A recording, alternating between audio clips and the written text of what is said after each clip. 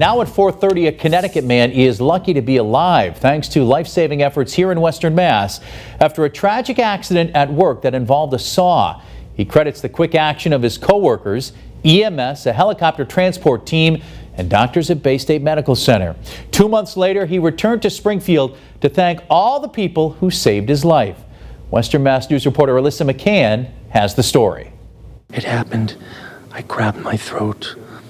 Minutes before I passed out, I noticed one of the guys running to help me. 48-year-old Sean Bull of Vernon, Connecticut remembers the day he was at work about 15 miles away in Ellington, cutting concrete when suddenly a saw kicked back and cut his throat. After that happened, I just kind of had a brief moment and I saw myself on the ground.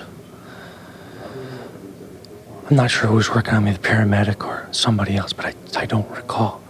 But I remember seeing my deceased mother. On the ground, Bull's co-workers and EMTs helped stop the bleeding on his throat and called a flight for quicker medical attention. The nurses and medics tell Western Mass News those initial actions were critical. Without their hard work, Sean may not even have made it to the aircraft.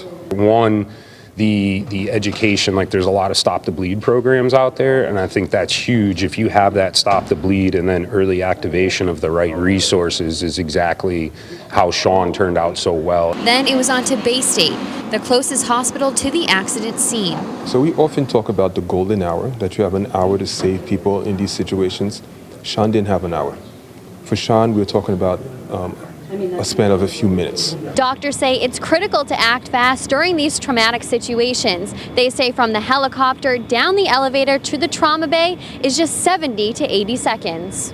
Bull's doctor says his team of nurses got him right into surgery, a successful outcome thanks to all of the parties involved. He was released from the hospital just 4 days later. This is wonderful. This is what makes it worth it.